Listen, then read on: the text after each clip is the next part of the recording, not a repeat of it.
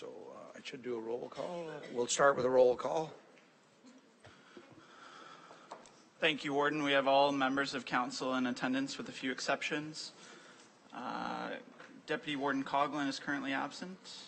Councillor Measures is currently absent with a note he'll be on the way. Regrets from Councillor Sondu with alternate Councillor Jonathan Scott in attendance. Regrets received from Councillor Brian Smith with alternate Councillor Joe Belanger in attendance. And finally, regrets from Councillor Michael Smith with alternate Councillor Henry Sonder in attendance. And you have your quorum. Thank you. Thank you. So I'll look for an approval of the agenda, that the agenda for the June 25th, 2024 meeting of the shareholders of the Lake Simcoe Regional Airport, Inc. be approved. Moved by Councillor Evans, second by Councillor McKellen. Any questions or comments on the agenda? All in favor? That is carried. Do I have a disclosure of pecuniary interest by any member of council? Can't imagine there would be, but if you find yourself in that situation later, please put up your hand. Matters for consideration is the Lake Simcoe Regional Airport Annual General Meeting. So I've got a motion that item LSRA 2024-174 dated June 25th, 2024 be presented to the annual meeting of the shareholder for the consideration of the following recommendations. 1.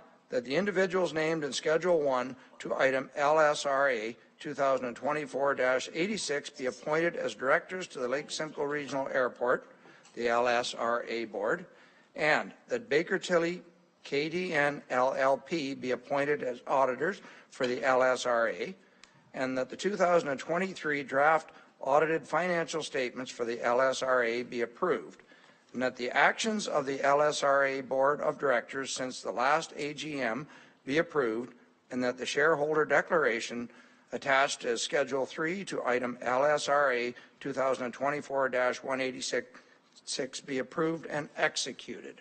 So I have a mover to put that on the floor. Councillor McDonald, second by Councillor Norcross. Any discussions on any of the items? You'll see the one change. Barry had a representative on the board. Now we're 100% owners. So now it'll be the warden will be the new addition to the. I've been trying to get on that board since we took over the airport. So I only had to be warden to get there. If there's no other comments on that motion, all in favor? That is carried. Thank you.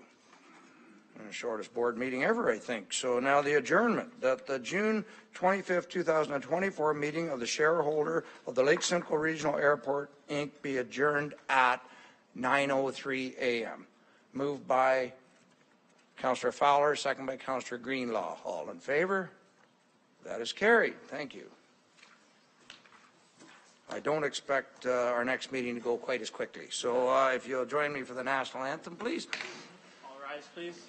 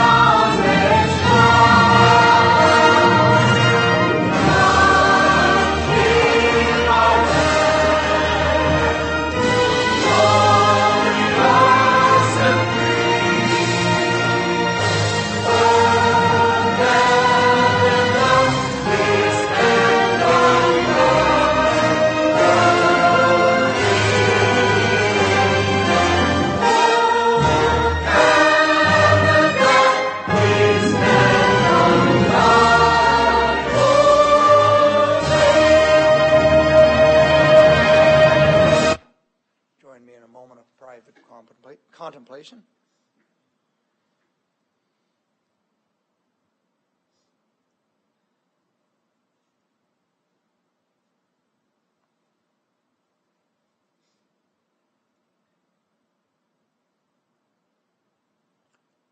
Okay, thank you.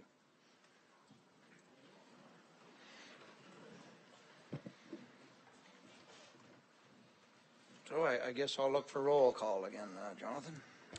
Thanks, Warden. The membership is the same here as the LSRA shareholder meeting, with Deputy Warden Coughlin and Councillor Measures currently absent, alternate Councillor Scott in for Councillor Sandu, alternate Councillor Belanger in for Councillor Brian Smith, and alternate Councillor Sonder in for Councillor Michael Smith.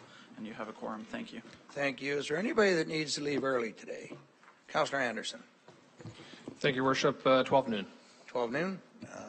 Councillor Van Stavern. 12 noon. 12 noon.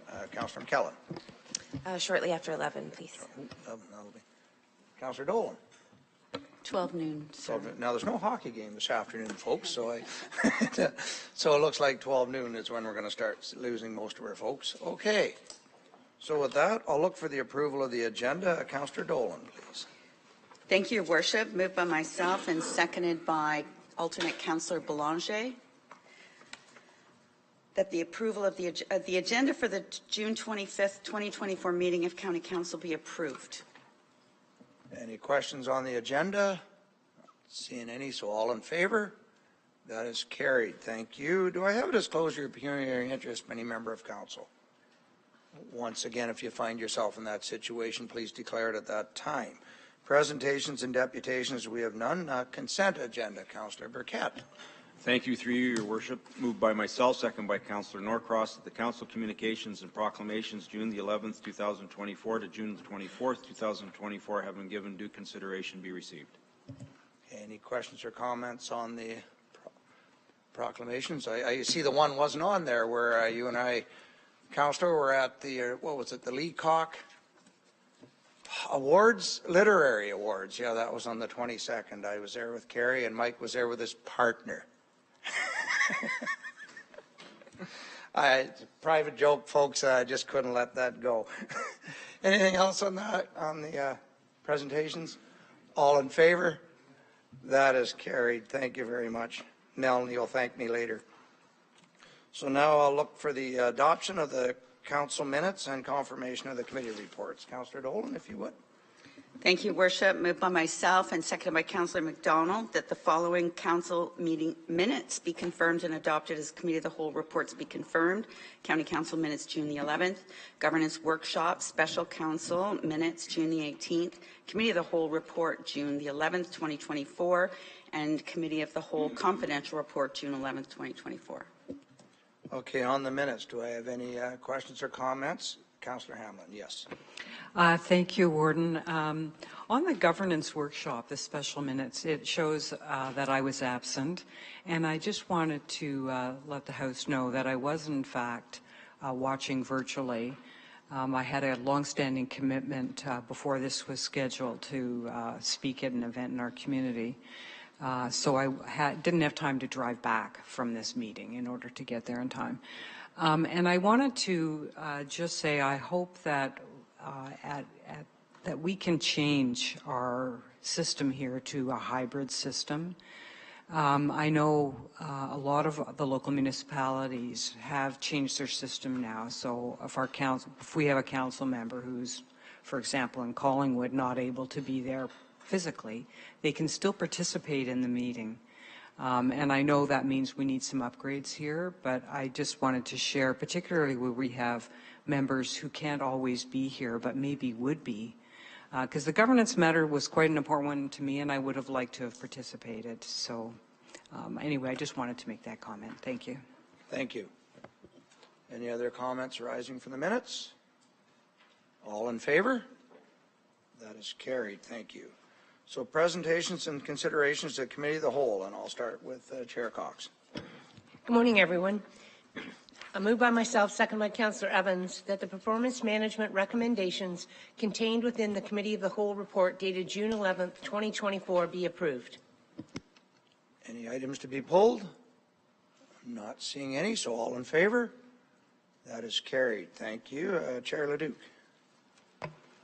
Thank you, Warden. We're on 9.2, Committee of Whole Human Services.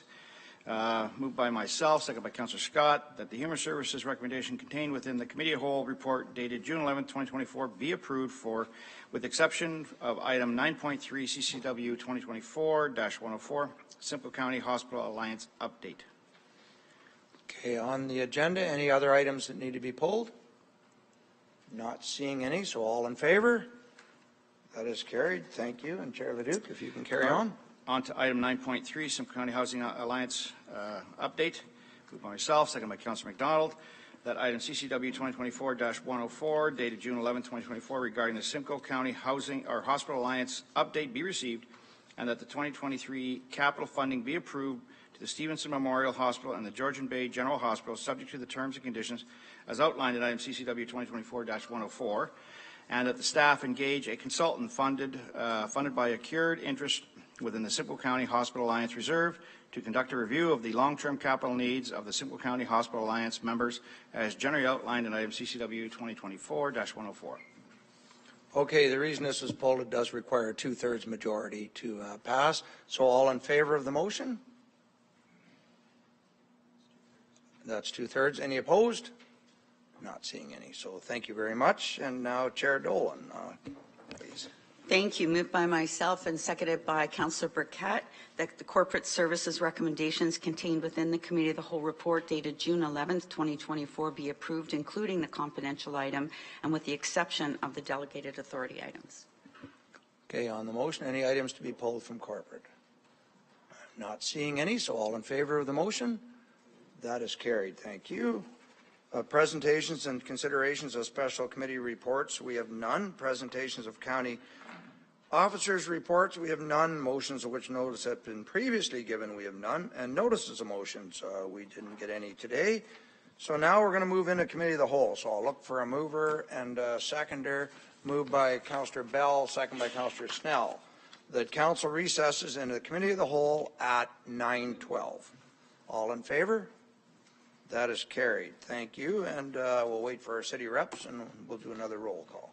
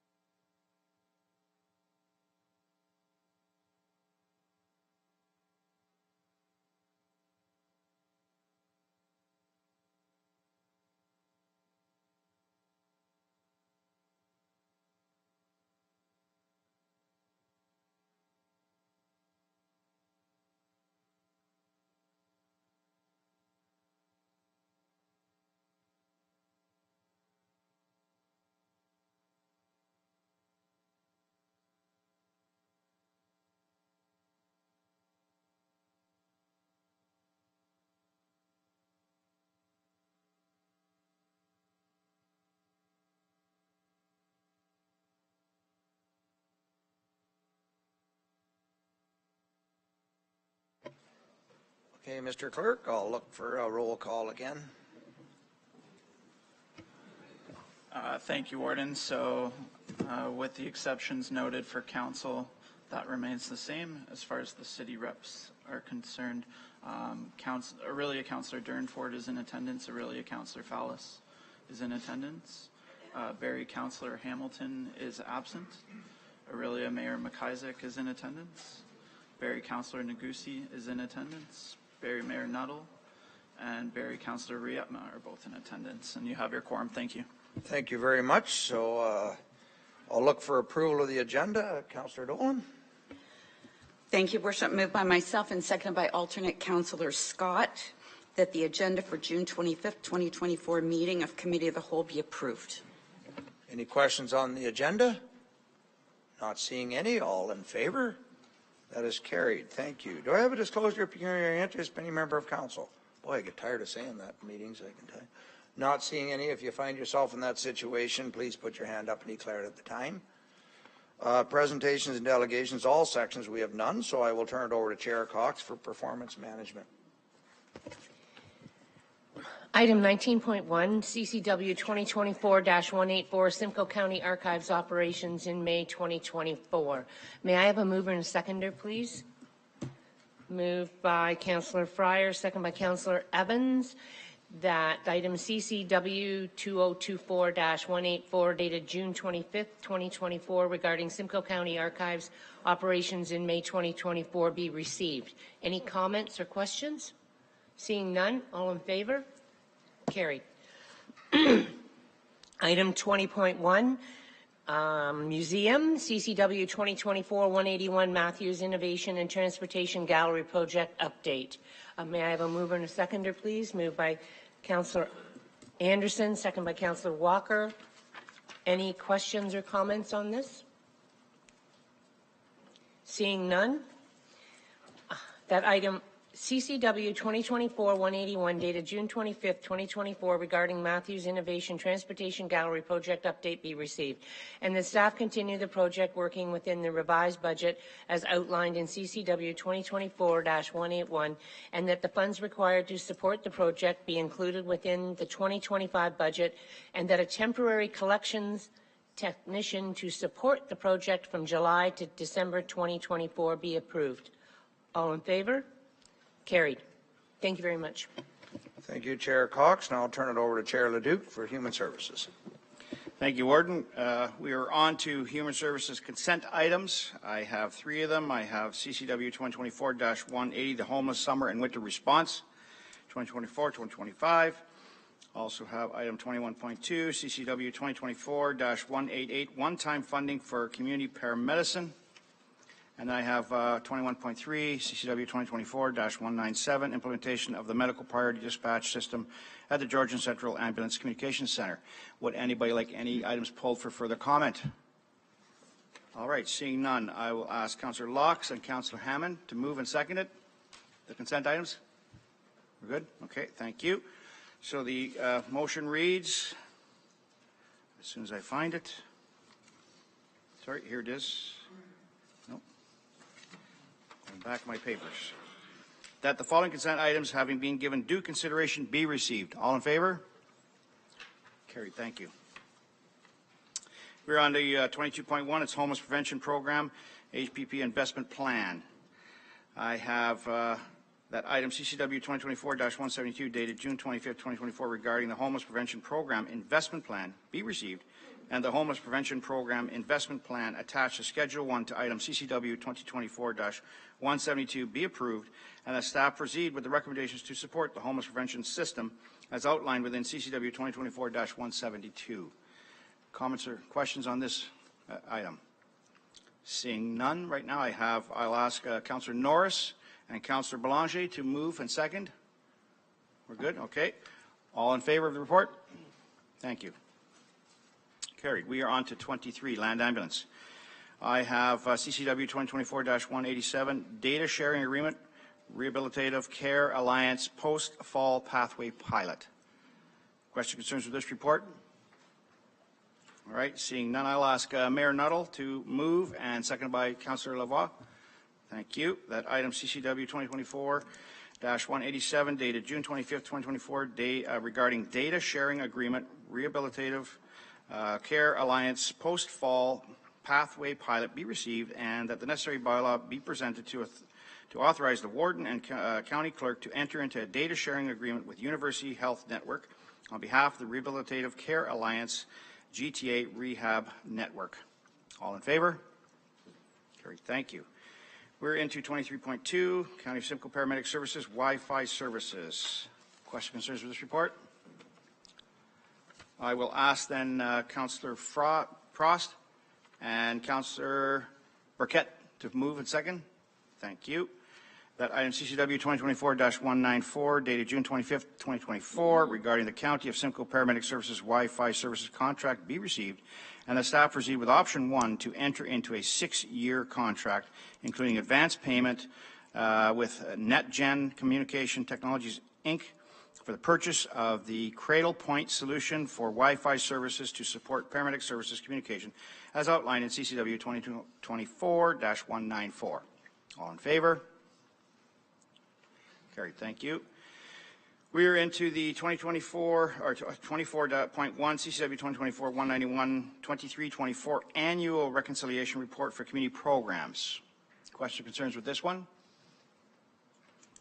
All right. Seeing none, can I ask Councillor Gordon to move and Councillor Fallis to second? Thank you. That item CCW 2024-191 dated June 25th, 2024 regarding the 2023-24 annual reconciliation report for community programs be received, and that the warden and county clerk execute the 2023-24 annual reconciliation report for the Corporation of Simcoe County community programs as required by the multi-sector service accountability agreement sustainably in the form attached as Schedule 1 to this item. All in favor? Carried. Thank you. 24.2, the Georgian Village Physicians Office renovation. Another good report. Questions or concerns with this report? All right, seeing none, I'll ask Councillor Sonder, alternate Councillor Sonder, and Councillor Norcross. Oh, he's not here. Councillor Burkett to second. All right, thank you. That item, CCW 2024-190, dated June 25th, 2024, regarding Georgian Village Physicians Office renovations update be received, and that a staffing increase of 4.25 hours per week, which is 0.01 full-time equivalents as outlined in item CCW 2024-190, be approved and fully funded by additional tenant revenue. All in favor? Thank you. We are on to 24.3, long-term care funding updates. Questions, concerns with this report? Okay, seeing none, I'll ask Councillor Walker to move and Councillor McClellan to second. Thank you. That item CCW 2024-189 dated June 25th, 2024 regarding long-term care funding updates for 24 and 25 be received, and that new provincial base funding be allocated to increase nursing and personal care staffing by a total of 47.3 full-time equivalents in the four county of Simcoe long-term care homes as generally outlined in item CCW 2024-189. All in favor? Carried. Thank you. Into 24.4, the Health Emergency Services Performance Report update, long-term care balance scorecard. Questions or concerns with this report? Seeing none, I would ask Councillor Fowler to move and Councillor Fryer to second. Thank you. And that is item CCW 2024-193 dated June 25th, 2024 regarding the Health of and Emergency Services Performance Reporting Framework be received. All in favor? Carried. Thank you. And then I will ask if there's any other matters for consideration. At this point in time, seeing none, Warden, I turn it back to you. Thank you, Chair. And again, there was a lot on that agenda, but very, very detailed reports. So I want to thank staff, and I get to watch them as they're running up and down the stairs to answer any questions. Again, everything was in the agenda, so thank you for that. I will turn it over to Chair Dolan for Corporate Services. Thank you, Your Worship, and I will turn it over to GM Elliott to introduce our guest today. Just thank our city reps as you're on your way out.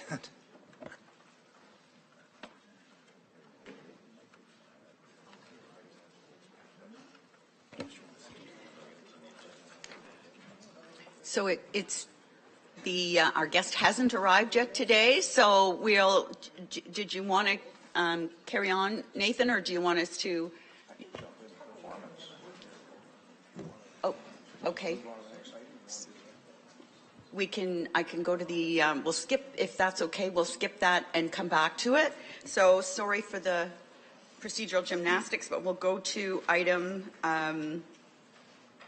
27, which is Corporate Services, Other Matters for Consideration, if there are any. And then 27.1, the Economic Development Subcommittee Report from June the 11th.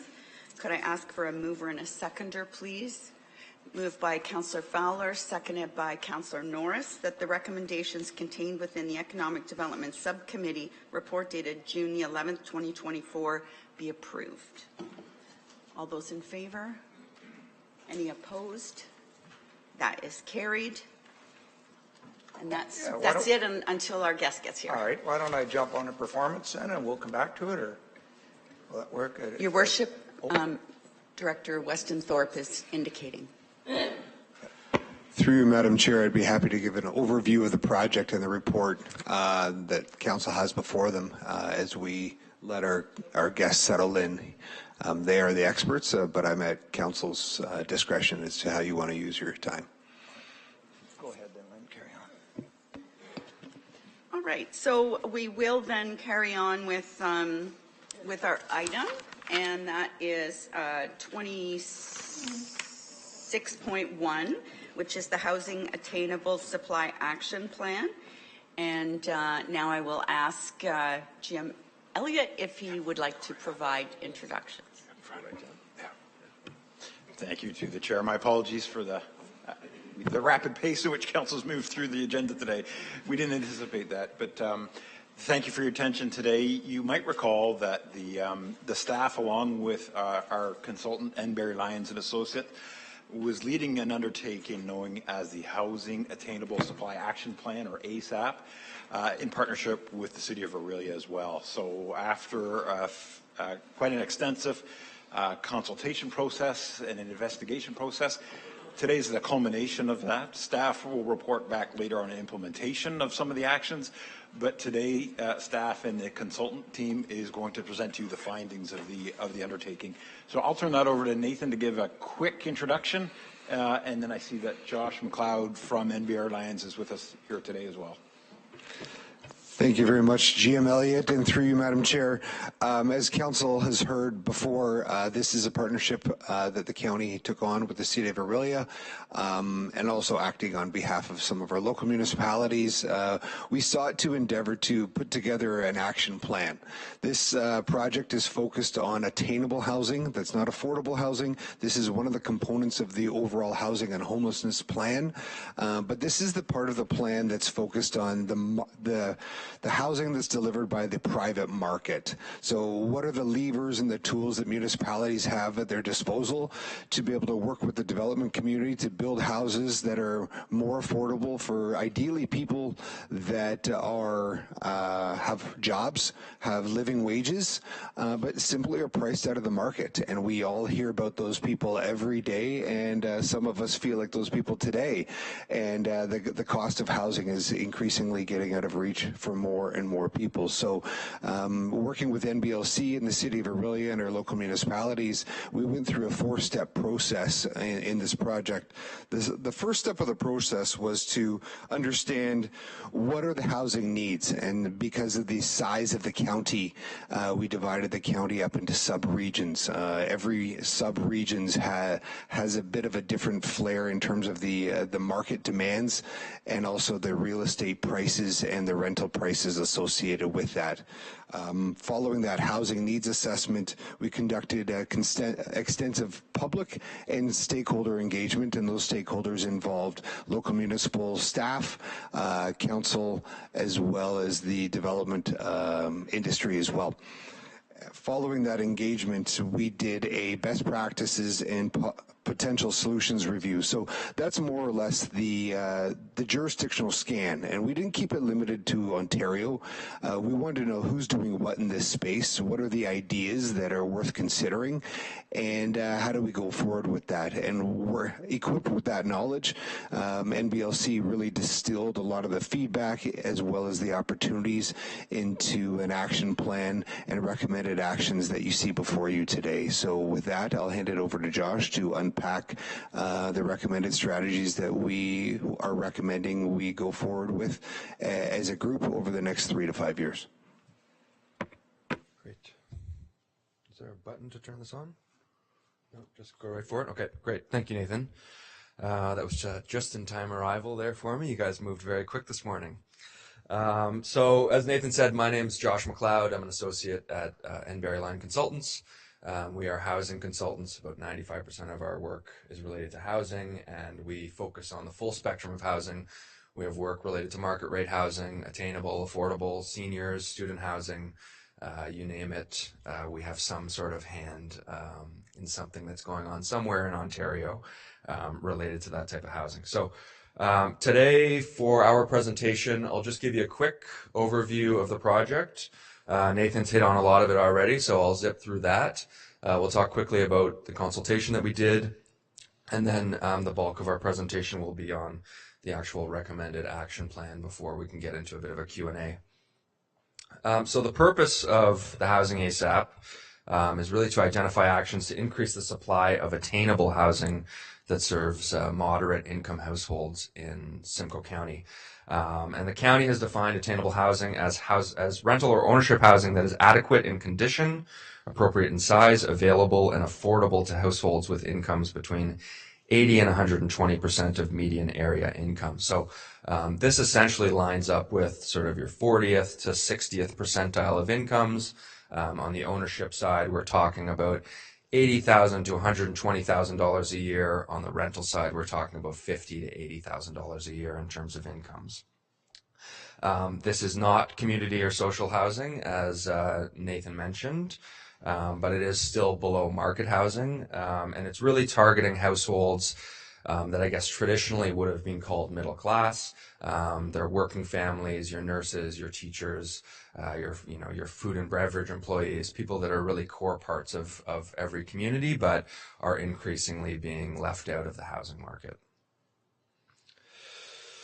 So Nathan hit on this. We've got 4 phases to this project. We started with the housing needs assessment before doing some stakeholder and public engagement. We had a best practices review. We brought that best practices review out to some of the initial stakeholders again to get their feedback, and we've now arrived at the final phase today where we're presenting to you this final action plan. So the first phase was that housing needs assessment, and just some key findings from that to sort of refresh everyone's memory. And a lot of this, frankly, probably isn't surprising. Supply of housing just really is not meeting demand anywhere. This is not just a Simcoe County issue. It's across Ontario. It's across Canada. We've got some pretty crazy numbers on this page here. Resale prices are up 170 to 219% over the past decade, compared to incomes up 37%. So clearly incomes are not keeping pace with the cost of housing, and that's having a significant impact on our communities. At the same time as ownership prices are going up, rental supply has been relatively stagnant with very little new rental development in Simcoe County. And that's meant that rental rates are also rapidly rising, and most options now are over $2,000 per month. So as those home ownership costs increase, more people are pushed into the rental market, which tightens already tight market conditions and sort of creates this cycle that's not a positive one for the community. And we're now at a point, because of those high ownership prices, that rental households are actually growing at a faster pace than ownership households, not just in Simcoe County, but pretty much across the province. There's a lot of communities where over the past 5 years, 70 to 80% of household growth has actually been renter households, despite the fact that we're not building much purpose-built rental housing. So what this all amounts to essentially is that there's a clear lack of choice in the market for these moderate income households. And you can see based on this summary table here, this shows us our income deciles across the top and what each of them can afford. And then on the left side, we've got a number of different housing options and what the average price was at the time of our survey last year. And you can see that particularly for those middle bands, those 4th, 5th, and 6th income deciles, there's a lot of red there. It's entirely red on the ownership side. It's almost entirely red on the rental side. And it isn't until we're getting into different levels of affordability at the bottom that there starts becoming some options that are affordable to those households. If you visit our housing needs assessment, there are more detailed tables like this for each of the subregions that we looked at within Simcoe County, in the event that you're interested in taking a look at what those prices and how it aligns with your specific community is. But you'll find that all the tables look very similar to this one. The next stage for us was our strategic direction options, or that sort of best practices review. And within that report, we separated the different options into 4 categories. So we had sort of this simplifying and streamlining of planning policy and processes, really meant to create a more sort of permissive policy environment that allows more housing to get built. We've got coordination and innovation options here that really we see as options that the county can take a leadership role on, and sort of take that role on, as opposed to requiring that each of the local municipalities has their own programs for each of those options. There's financial options, offering direct financial support to home housing providers to build the housing that's required in each of your communities. And then there's advocacy options as well, just acknowledging the fact that local municipalities, regional municipalities, they can't go at this alone. We do need more help from upper levels of government in order to chip away at the housing crisis that we're currently in. So that report ended up having a list of 43 potential options.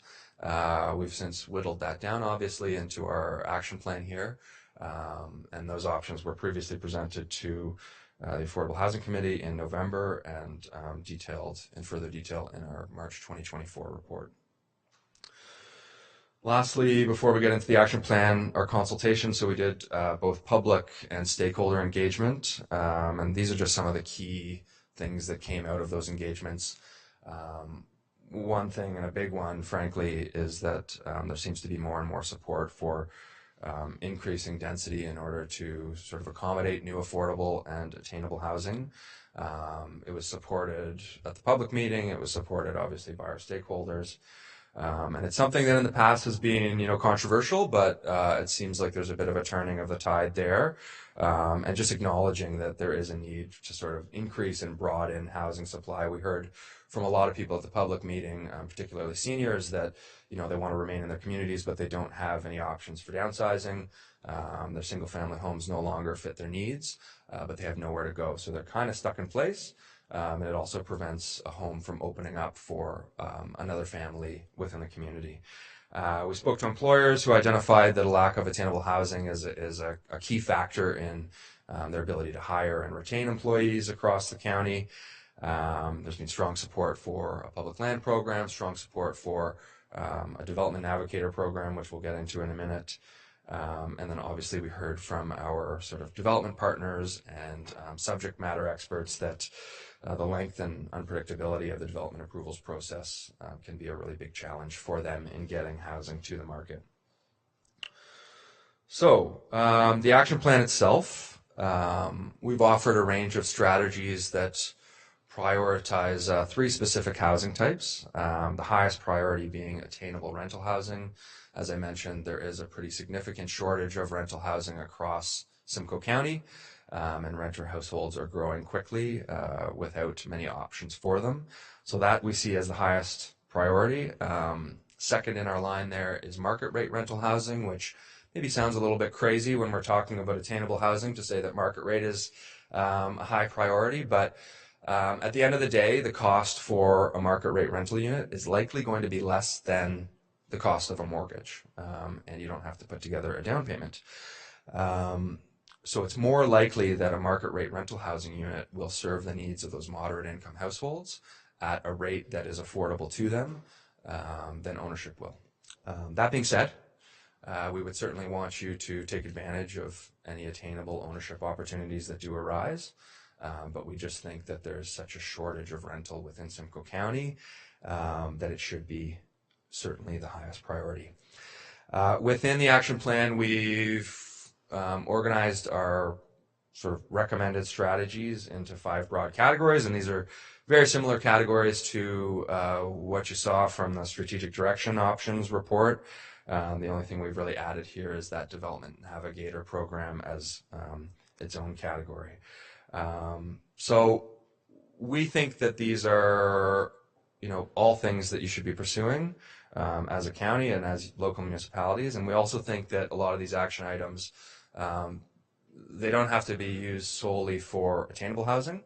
A lot of them can be doubled up and used for affordable housing. They can be used for workforce housing. They can be used for student housing in the communities that have post-secondary institutions, seniors housing, right? They can be applied sort of across the board to a variety of different housing types of which you have shortages of.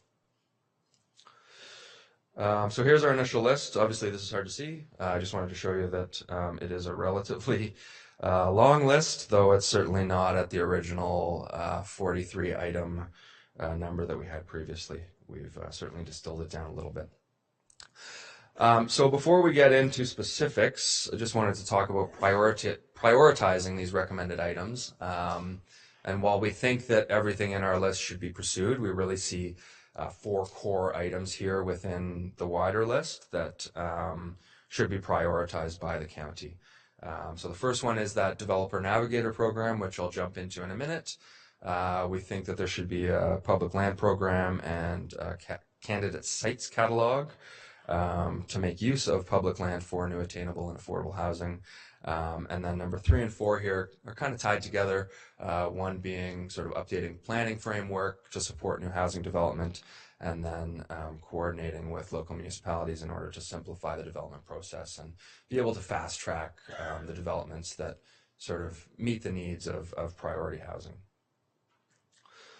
So we'll start with the Navigator program, and this is a title for the program that actually came from staff, and I think that it's a good one in the sense that it, very quickly helps you understand what the core mandate of this program would be, and that's to help housing providers more quickly get through the development process and get those priority housing types to market as quickly as possible. So that's the primary goal of this program, is really to facilitate the development of those priority housing types, but we think that there's also an option here where the staff that are associated with this program would be able to take on quite a few of the other strategies within our list here. So this would be similar to sort of a housing office or a housing secretariat that you're seeing in places like Toronto or in Peel Region that they've set up in recent years, with the goal of sort of fast tracking specific developments, administering different incentive programs, and creating partnerships within the community between market and non-market players to get these important housing types built. So we've got a bit of a visualizer here to give you an idea of what this program could handle. We see 2 different approaches. The first approach is sort of the Navigator Light program, I suppose we could say. And that would be one where maybe there's just a single staff member associated with this. And they would be focused on the 3 items on the left side of this graph that are bolded there. That's really the core mandate of the lighter version of the program. So fast tracking priority applications, creating partnerships between market and non-market players in the community, and just educating housing providers on existing programs and supports that they can potentially utilize in order to get more attainable and affordable housing built.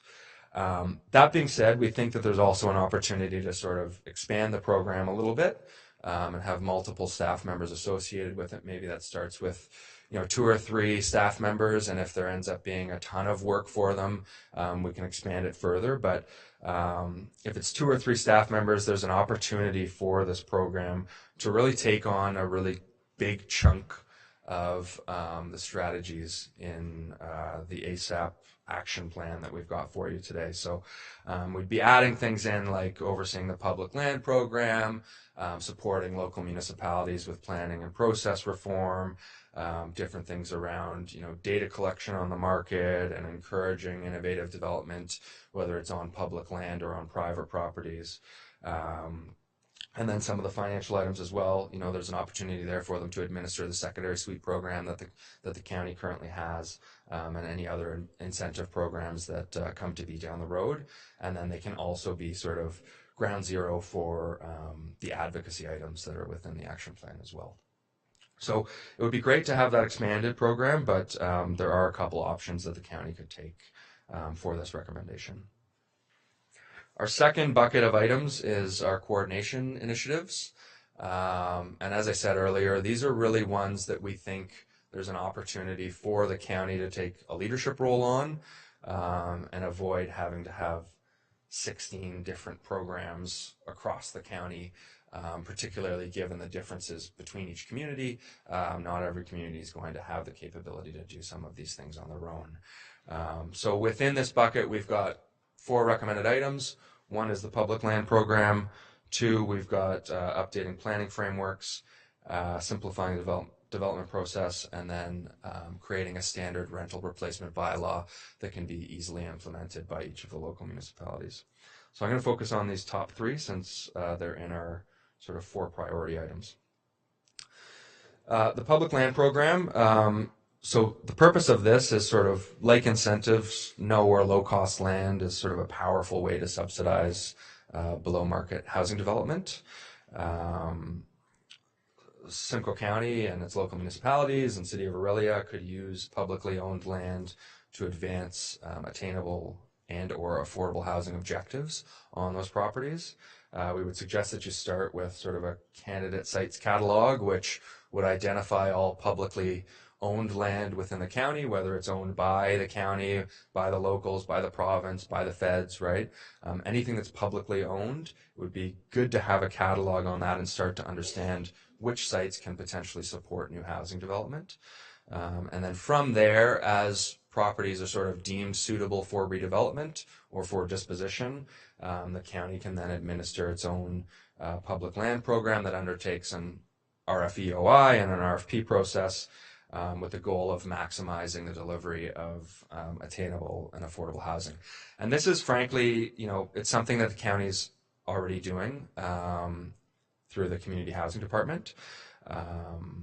But there's an opportunity to sort of expand it as well to ensure that we're also getting attainable housing units on these properties to serve that sort of those middle income bands that are sort of increasingly being left out of the housing market today.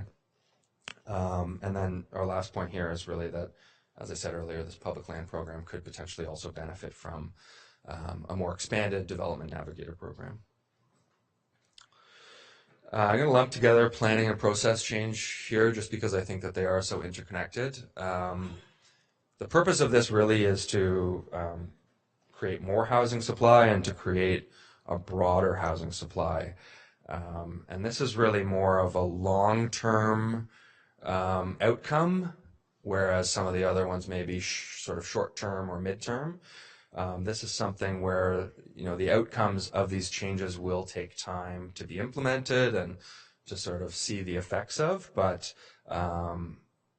it's still very important that each of our communities sort of takes this on and considers, where it may be appropriate to increase densities and make changes to the development process to allow development applications to get to market a little bit quicker and to get housing built quicker. So we think that there's an opportunity here for the county to, again, take a leadership role, almost create a framework where each of the local municipalities can sort of plug and play based on what's appropriate in their community, given the differences between each of your communities. And the goal should really be, to start the process of getting more housing built in general and sort of bring more balance to the market over the long term. So as I said, this is a long-term strategy, but we think that over the long term, this is the best strategy for improving overall affordability for those moderate income households. And, this is something where there are, increasingly sort of encouraging examples internationally on how these types of changes can start to impact affordability in communities. The one that everyone likes to talk about is New Zealand. Auckland made some pretty significant planning reforms, I think, in 2015, increasing density permissions and eliminating single-family only zoning. And they went from, I believe, about 6,000 building permits per year to over 14,000 a year over the course of 5 years, which really sort of flooded the market with supply and slowed down price growth in the market. So the studies that they've done on that have shown that I think rental rates increased 16 to 28% slower than they otherwise would have without the reforms. And a total of 27,000 new units were built over 5 years that otherwise would not have been built without those reforms. Minneapolis is another good one in the States. They've gone from about 2,600 building permits a year to 4,000 because of just increased permissions in terms of what builders can do. And they've actually seen median rents decline over the last 5 years or so from where they were because of that increase in supply in their community. Our next bucket is innovation initiatives. And again, these are sort of longer term ones. They may take a little bit more research and time to implement. So we've got 5 things on this list here. The first one being creating sort of pre-approved off-the-shelf building designs, partnering with post-secondary institutions or local industry to see if there's a way to drive at innovative ways to get more housing built faster. exploring OP policies or zoning changes that would require new housing to be ADU ready. So sort of, in a new single detached home, ensuring that there's plumbing and electrical roughed in the basement in case someone wants to add a basement apartment. And maybe that falls into our sort of planning and process changes that the county could lead on. Ensuring that the county has robust data collection to support good decision making. I feel like that's sort of an underrated one. It's important to have information on what the market's doing, how many sales are occurring, where pricing is at, so that you understand what is and isn't affordable to your residents. And then there's also the potential to investigate whether a community planning permit system would be appropriate within Simcoe County's local municipalities. I will say the off-the-shelf building designs, I know that this one's a priority for county staff. The province and the feds have both signaled that they will be taking this on. So our recommendation would be let's wait a little bit and see what they come up with. And if there's anything else that they're missing that we feel would be appropriate within Simcoe County, then the county can take that on and add a few additional designs to whatever those other levels of government are doing. Our fourth bucket here is financial initiatives, and the goal of these initiatives really is to incentivize the creation of new housing that the market otherwise just won't deliver on its own. They're meant to reduce the cost of development to aid in making priority housing types more feasible.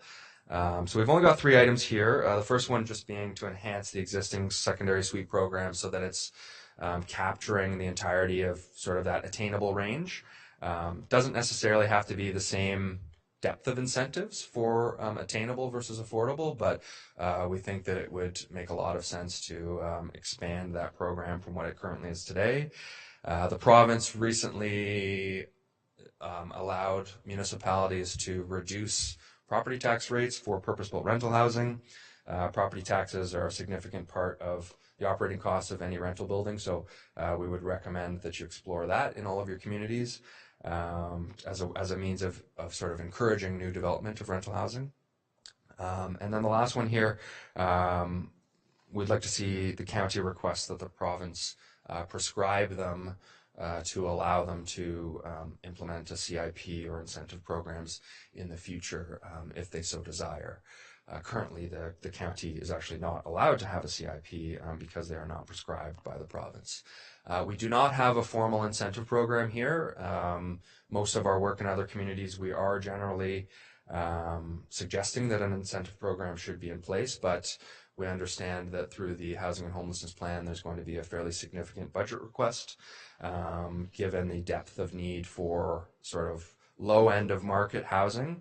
And therefore, we understand that it's just unlikely today that the budget would be there for a proper incentive program. But we want to give you the flexibility in the future that if there is an opportunity, you are sort of ready to go on a CIP or municipal capital facility bylaw that can provide incentives to attainable housing developers.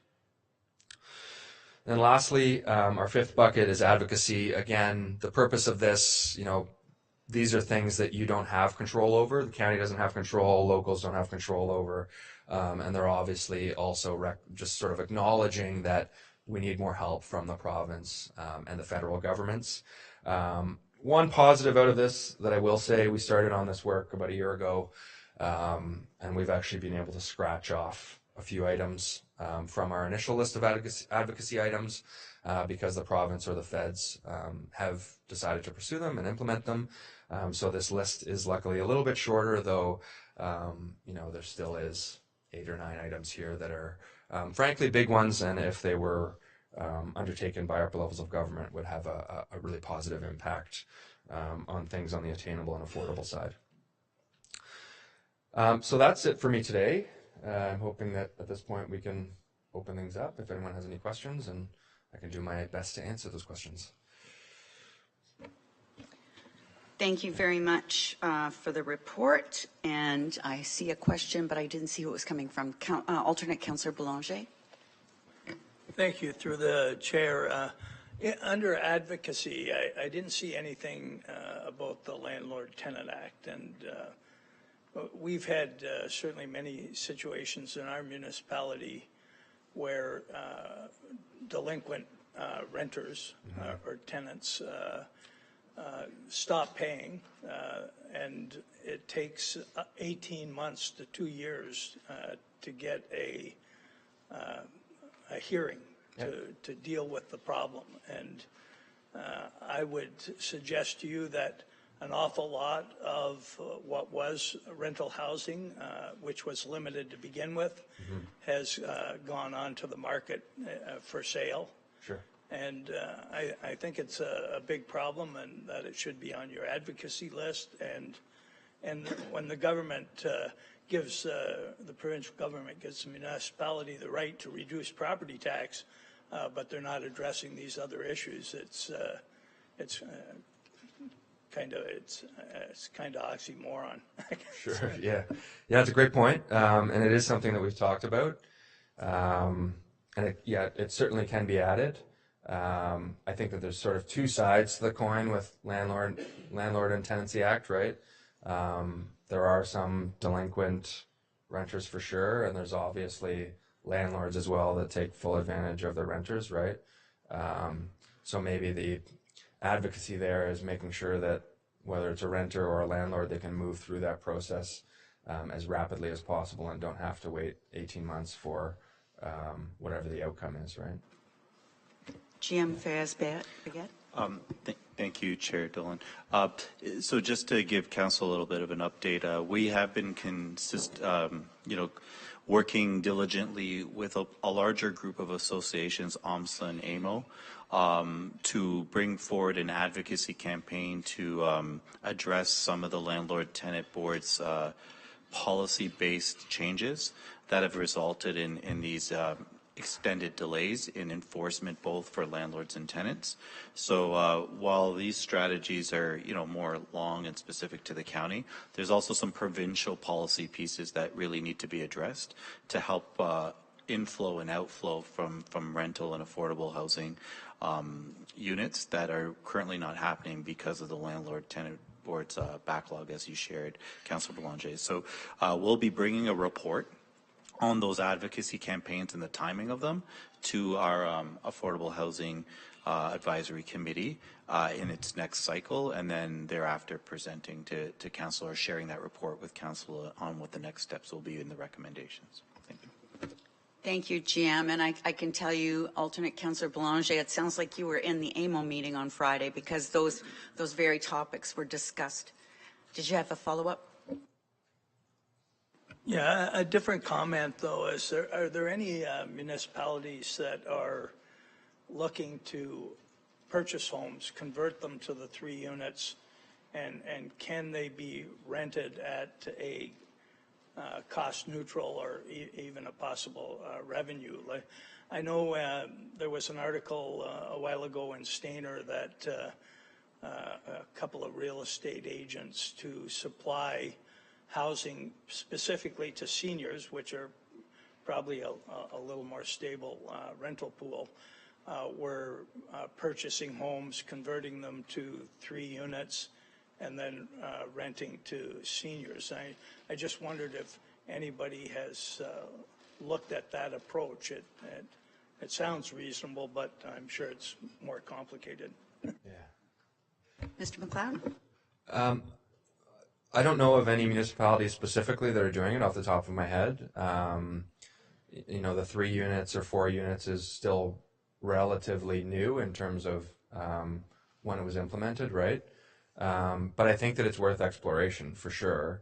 We've certainly seen some numbers around new development of affordable or attainable housing where the cost to develop it is very high, to the point where it may even make sense just to buy units on the resale market and operate them as affordable or attainable housing, right?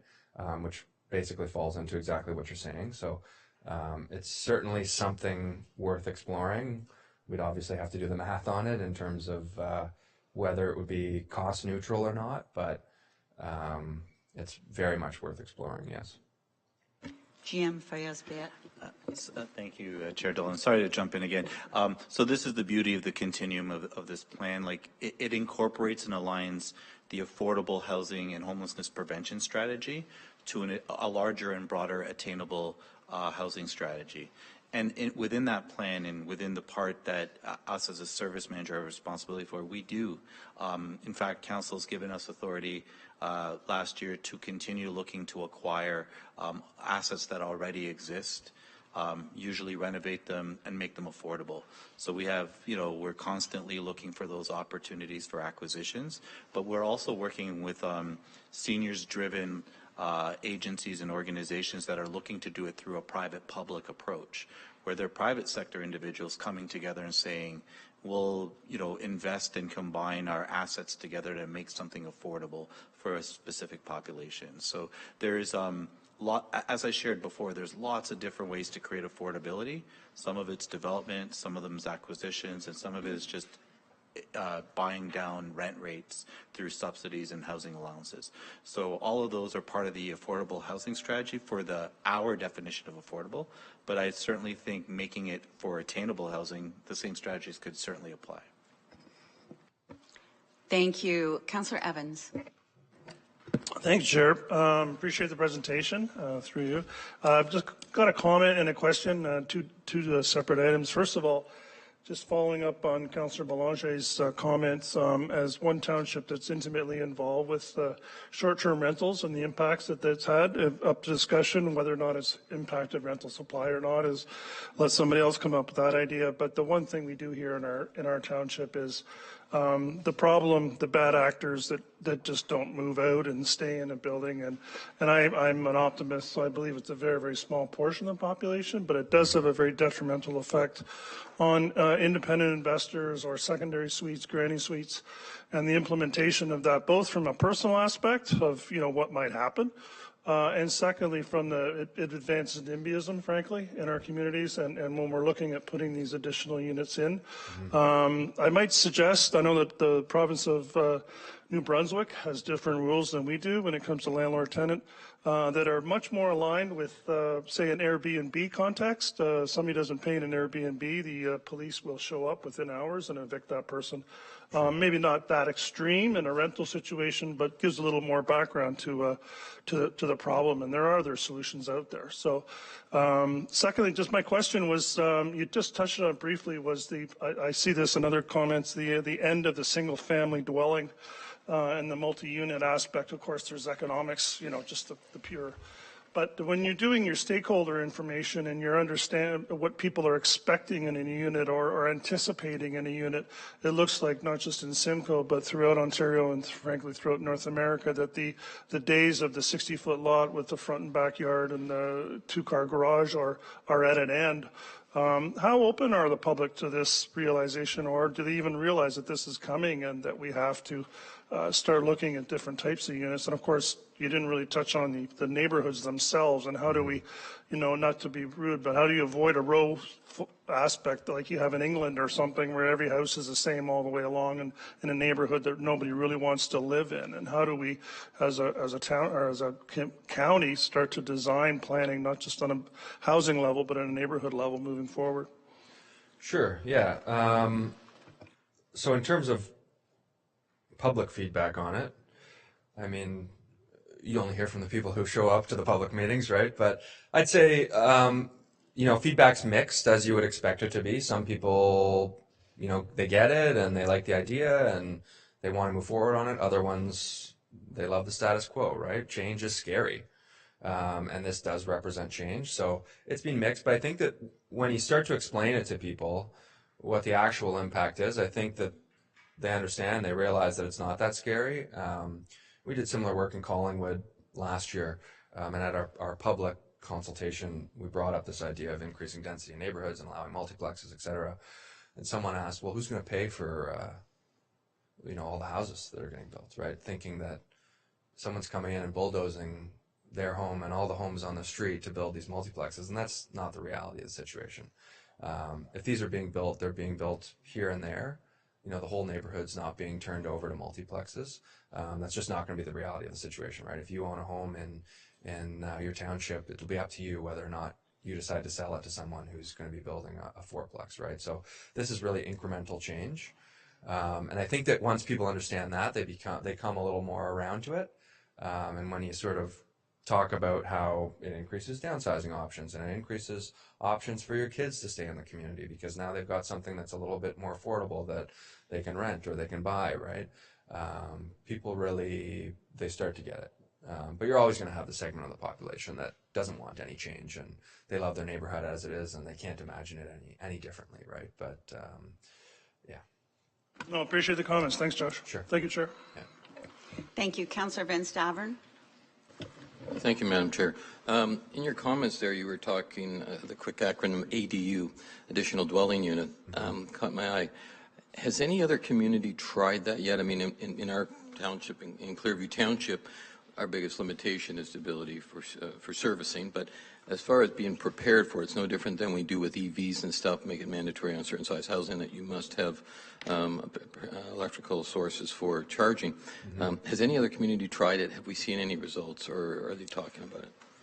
I'm not sure if anyone has tried it. I can tell you that we've been in conversations about it, like whether or not there's opportunities to do so. One of the jobs that's on my plate right now, we're part of a team that's working on a secondary plan in Milton. And within that secondary plan, there's questions about, how many ADUs should we be planning for? And should we be requiring that a certain number of homes within the secondary plan have ADUs? Or should it be an option of, requiring that the homes just have that rough-in of plumbing and electrical so that if the purchaser wants to put that in, that they can.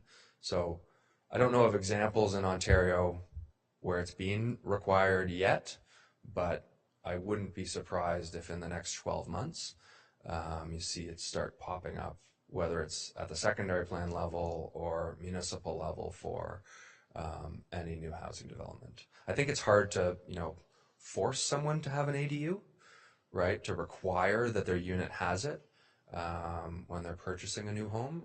It adds cost to the purchase of that home, and sort of as much as we want the ADU because it adds a relatively affordable unit to our market, if you're forcing an additional $200,000-300,000 on the purchaser of that home, you're kind of counterintuitive to increasing affordability, right? But we do know that in a lot of communities, people are building ADUs. So creating an environment where it makes it easier for those homeowners who want to have them on their property is probably a positive thing and likely to result in more ADUs than we see today. Yeah, I think it's important. We recognize that most developers want to intensify their development. If they've had old OPs or old plans approved, they want to intensify them. And it's a bit of an incentive potentially to developers to say, okay, if you do ADU preparation, we will, it's going to increase your value, whether we do a tax incentive or something like that. Yeah. I think it's a good swing to look at it a different way and add an incentive to a developer. Sure. Thank you. Yeah. Thank you, Councillor. Councillor Hamlin. Thank you, Chair. Yes, I think a lot of these suggestions are good. In our municipality, we have done some of these things with great success. We have a person whose sole job is to facilitate accessory dwelling units and get people through the process. We've got plans on our website to allow people just to come in and pick a building plan off the shelf for a basement. I won't go on, but I can say with respect to the last comment about incentives for developers, we have, through discussions with one of our developers, he's building, I think it's about 25 of his new homes, he's building ADU units right in them, like with separate doors and so on. So there's there's a lot of ways and there's a lot of ideas in here that I would endorse. I have a few questions, though. The advocacy initiatives are all good.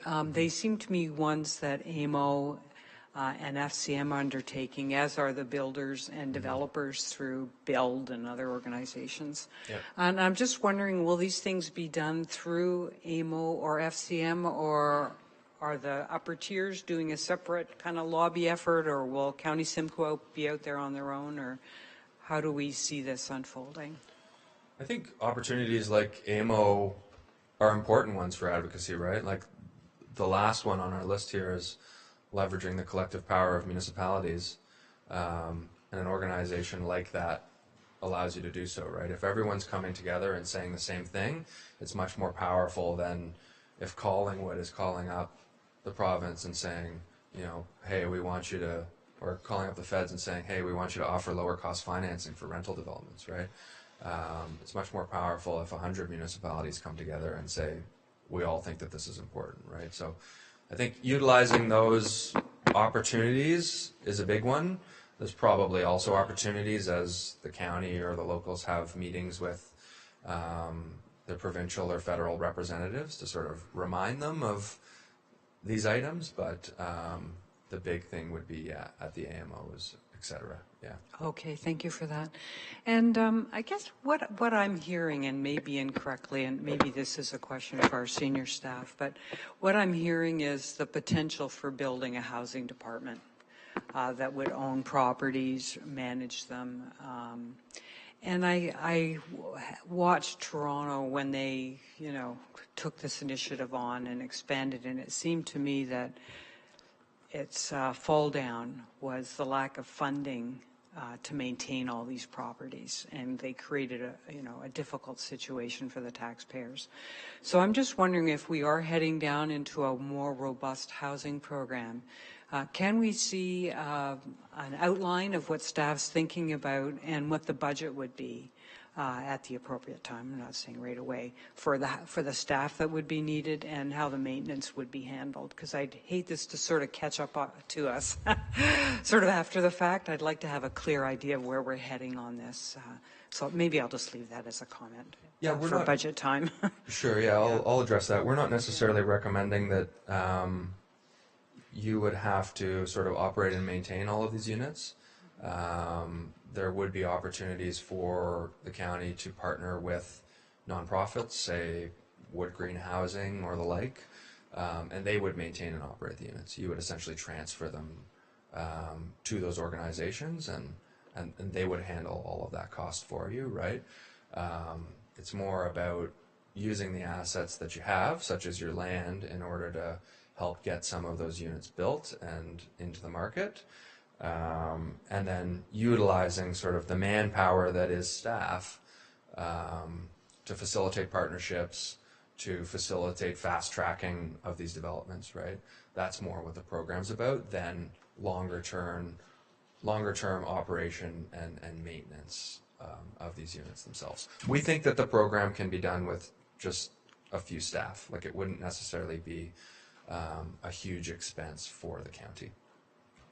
And I'll just finish by saying a cautionary tale is one that we've had in our community, where some 40 years ago, a well-meaning individual donated a property to be used for people to have under market rents, and it was given to a local service club to run, and there was rules about putting money aside for maintenance. All to say, at the end of 40 years, which was about a year ago, the property, the only thing available to us is to tear it down. And we have been putting money into it to keep people housed while we're trying to figure out what to do. And I won't get into it all, but I'm just, cautious. That's all. Sure. Thank you for your answers, though. Sure. Thank you. Thank you, Councillor. Alternate Councillor Scott. Thanks, Mayor Dolan. Thank you for the presentation. It sounds like a really strong plan. I just wanted to share a few thoughts, and I think I have a question that I'll end with. First and foremost, trying to bring in gentle density, missing middle housing, legalizing accessory dwelling units and even fourplexes. I think many of us are going through this individually as councils right now, and fair enough, it probably would have been easier if the province had have done it centrally, as they were recommended to do by the Housing Affordability Task Force. But Councillor Belanger mentioned this, and I think you did as well. The benefit isn't solely to young people. We often hear the debate being about getting people into their first home, but it's also downsizing and providing a place for seniors to age in their communities. A lot of our communities, my ward included, have ADUs that we would call laneway housing already, or 4 or 6 plexes that were built in the 70s. But for the past 30 years, we've been building sprawl and single-family residential. So we're actually going back to the future here to get the gentle density that we used to build in our more compact urban environments in each of our towns. We all have 3 or 4 settlement areas, and that those older areas have a mix of housing options. It's the newer areas that are cookie cutter homes. So in that respect, I quite like this, and I really like the idea about using some of the official plan tools to say, let's not build cookie cutter homes anymore. Let's have a bit more flexibility in our developments. I think we have to get serious about the fact that there is a housing supply problem, and the federal government's increasing immigration, and the provincial government isn't necessarily liberalizing home building. They've sort of tinkered around the edges, and municipalities are left holding the bag as young people and seniors in particular can't afford homes. So I'd rather build gentle density than gobble up more farmland for sprawl. In Bradford, we've had some success with community improvement plans that are mentioned in the slides here for retirement homes, incentivizing retirement homes, and for commercial and industrial redevelopment. But I'm really curious how that would work. Our discussions in Bradford about an affordable housing CIP or other incentive program basically ended with that's probably something the county should do. And so whether you'd like to answer or senior staff would like to answer, I'm really curious how a CIP program would exist. Would it have to be county-wide? Would it have to have some sort of geographic specificity? Because I think we're doing all this work to allow for ADUs or fourplexes, but it's not like your average homeowner has a spare $250,000 to put an ADU in. When they do, it goes right on the listing if they ever resell that you've got an income property, sure. In addition to a residential. But how could we use a CIP program to actually get some of this built? Because I worry we do all the planning work, but then the uptake is so limited by the finances. Yeah, that's a big question.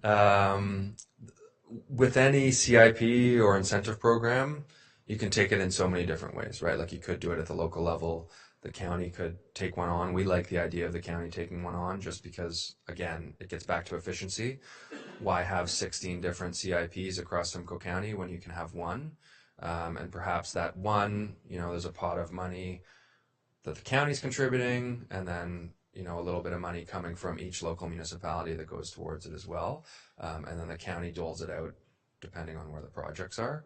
In terms of the incentives themselves, there's a wide mix of ways that you can do it. There's a lot of CIPs that focus on sort of waivers or, rebates of development charges and building permit fees and things like that. But what we've found to actually be more successful, and our development clients have sort of supported us on this, is just capital grants. Like where you would say, as the county, we've got $10 million a year that we can put towards an incentive program. And each year, on June 1st, you're going to submit your application to the incentive program, and we're going to have a whatever point system based on how much affordable housing or how much attainable housing you're providing. And we're going to dole out that $10 million, right? And you're going to use it as you need. Some developers may need the money up front. Some may need it towards the back end, right? And it just provides them with a little bit more flexibility in terms of how they're using that money to subsidize those units. So that would generally be our recommendation. I would love to see it at the county level, but again, on the attainable side, we understand that there's only so much money in the pot to go around, and there is a significant need at deeper depths of affordability. But we want to make sure that you guys are sort of prepared to jump into the attainable side when the time comes down the road, right? Yeah. Just a quick follow-up comment or two then. I agree having it countywide sure. has all the efficiency. The funny thing about this is it's an issue that I think the left and right agree on, because on the right-hand side of the spectrum, it's about property rights and what you can do with your own property. And community improvement plan grants are also about tax cuts. Right. If the permitting fee or the development charge, I would say more on the individual homeowner than the developer, are what's breaking their ability to do it. Mm-hmm. We should look at getting what are essentially taxes out of the way to facilitate ADUs on existing residential properties. And certainly the left likes it because it's better for the environment and it's an anti-poverty measure. Sure. Not that everyone's that binary in their politics, but yeah, it pleases both sides of the spectrum. Yeah. I guess in Bradford, we have an existing community improvement plan for our downtown commercial area, and we've layered in several public policy goals, whether it's green energy or accessibility, heritage preservation. And so I think part of any CIP could stack the available grants to say, well, it's not just an ADU, it's an accessible suite for grandma, and we want to promote accessibility. Or it's not just an ADU, we're also going to retrofit the building so it's more climate friendly with better insulation and better energy. I really think CIPs are a underappreciated tool that municipalities have, because you can start it to say, oh, we're going to revitalize our downtown commercial stock, but then you add in all these ancillary stackable grants and suddenly you're fighting climate change and improving accessibility and preserving heritage at the same time. And I certainly think if the county were to pursue a CIP for attainable housing, you could layer on those other public policy goals and really get more bang for your buck. It's money well spent, in my opinion, and I hope, I don't know the next time I'll be at County Council, but I hope the rest of you pursue it. Yeah, and stacking's a good point as well, like not just with other things within your own CIP, but also with programs from other levels of government as well, right? So if somebody applies to your CIP, you should have someone there that says, okay, in addition to this, these other 3 programs are available to you from other levels of government, and here's how you apply to them, and here's the impact it'll have on your development, right? And that's part of what we would see coming out of the Development Navigator program. We want staff who are very familiar with all those programs so that they can direct everyone to the programs that are available to them. But stacking is very important to sort of make the development pro forma sing, right? Yeah. Thank you. Councillor Fryer. Thank you, Chair Dolan, and thanks for the presentation. I just wanted to quickly comment on the earlier question in regards to getting the residents to accept. One thing our task force is working hard on right now is a grassroots communication strategy. And I think that's of utmost importance, trying to get out there and show what's being done, what's being achieved, and why it's being done. So we're talking about things like when the neighborhood park opens, have some sort of, when we do the welcoming ceremonies, have some sort of booth there with the Affordable Housing Task Force and some good messaging on that. We'd work in conjunction with Simcoe County because it's an important part of our planning. And just try to convince people that this is the right way to go and the reasons why it is. So I just wanted to say that in our view, as we've moved ahead, we think communication strategy is a really important element of it. Yeah, that's great. Thank you. Thank you. Councillor Snell. Thank you, Chair, through you.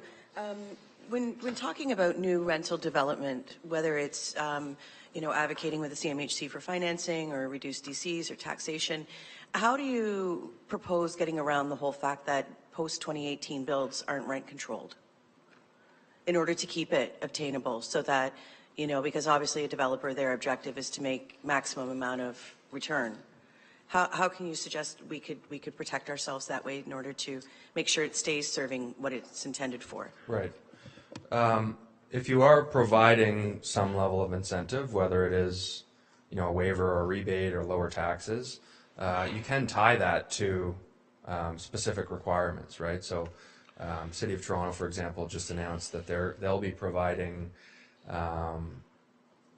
basically all of the incentives that they were providing to affordable housing. They're now providing to purpose-built rental housing up to 150% of average market rent, provided that I think 30 or 35% of your building is 150% or less, and you're maintaining rent control on those units for 40 years or something like that.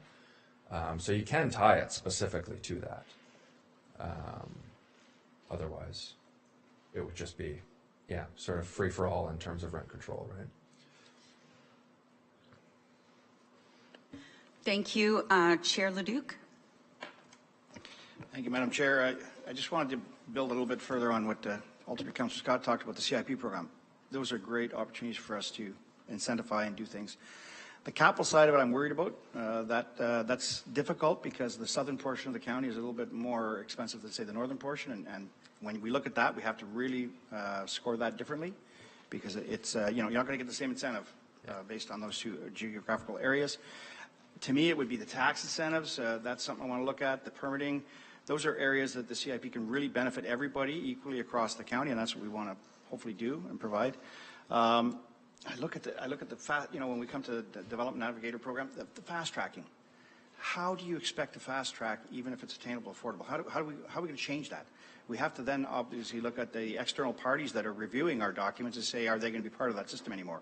How are we going to, how are we going to tell, are we going to do more studies or less studies? I mean, those are the questions I need answered, is how are we going to fast track this system? Because we've talked about fast tracking many times. Are we saying 2 months, 3 months, 18 months? Those are issues that really need to be looked at moving forward. The incentive programs, the financing aspect of it, again, I talked about the CIP. I want to just see, we're in Bradford going through an OP tonight. We're actually have a meeting tonight doing our OP review, looking at 2 streams. We looked at stream 1, which was ADUs, intensification, building more people into heavier areas. We're going through that process right now. It's not easy. We're talking about ADUs, 3 and 4 unit ADUs. I'll tell you, I've never seen a community jump up so fast and say, oh, not in my backyard. We're talking about different housing. We've got it built into our developers to talk about building in potential ADU systems within their housing, creating that opportunity so that there's not $250,000 to incentivize people to put in a second unit, third unit. It's not going over well with people. They're not interested in it. They want to talk about, why are you building these small places where my kids can't play in the backyard? So people are really not into intensification. We're dealing with a facility, a golf course area right now where we have a great opportunity to put in a lot of units in our community to help this housing crisis, and we get people telling us, no, go build it over here, go build it over there. Nobody seems to want this stuff in their own backyard, so it's difficult. This, to me, I thought we kind of had this conversation with the Simcoe Housing Corporation, where we talked about building 1,100 units. We're talking $800 million, $1 billion when we get around to it. It'll be $1 billion or plus. And we talked about, why don't we, as a corporation, develop our own development community, our own construction company to gain those assets that those people are making, that 30% margin that they're making there. Why don't we do that? We talked about some lands we already own. I mean, we own 33,000 acres of forest. 100 acres out of that would be kind of minuscule when it comes down to providing affordable housing opportunities. So we had that conversation. There's other areas that we can do, and building another department, to me, I don't know if that's what this is leading towards, but I think we have the ability to do that now with the people we have here, and it just means that we have to look through our Simcoe Housing Corporation to get that done. So we're putting a lot of money into this. I think there's ways to do it. This is, great report and everything. I look forward to seeing the final results of it, but there's some areas that we just have to really focus on, and that's the CIP and the fast track. I need to know how we're going to develop that and change the way we do business, because it's already set in stone, the business. So it's just something I look forward to seeing in the future. Thanks. Sure. Yeah. So just again, we're not recommending a CIP through this report just because of budgetary constraints, right? But there are, within our fulsome report, there is a list of items for, fast tracking and improving processes, and some of our recommendations for planning and policy reform, right? Obviously, a presentation like this, details always get left on the cutting room floor, right? So that we can quickly get through it. But I can tell you from the report, some of those items for speeding up internal processes, limiting the number of public consultations beyond what is required, streamlining the process for low-risk or uncomplicated development applications, streamlining the approval of building permits, streamline pre-application meetings, critically review and consider reducing the number of required studies, eliminate peer review requirements where possible, improving communication and decision-making between departments, right? We've got a long list of items here that can all go towards it, and some of those are going to be controversial, right? Especially that first one about public consultations, but we do know, and we've certainly heard from stakeholders, that there are some communities where, it's a really uncomplicated application, and they've got to go to 3 different public consultations, and, they've got the neighbors who are upset about a small change in the neighborhood, who are slowing things down for them, when in reality, our leaders should sort of be saying, this is a normal development. This is part of the change of any community. And we're going to sort of allow it to move through the system a little bit quicker. We're not going to slow them down. Thank you for that. I just want to say it is sometimes easier said than done. Our municipality did implement a CPPS only for our shoreline right now, but now we're looking at doing it municipality-wide. But in the city of Calgary, they tried a blanket amendment to allow ADUs on all properties in Calgary, and they had 4 days of deputations. Sure. Yeah. Director Weston Thorpe, and then I'll get to the rest that are on my list. Thank you. Thank you, Chair. I just wanted to listen to the questions and the comments. I really appreciate everyone's engagement. Just on the streamlining, what does that look like? That's a great question.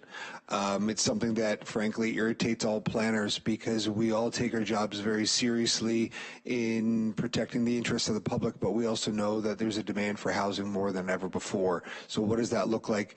I think philosophically we have to get away from the plan to review approach and to get towards a predetermining what is on the ground so that there's less review, to your point on how many studies are involved. When we identify properties, and that's part of the beauty of this public sites catalog.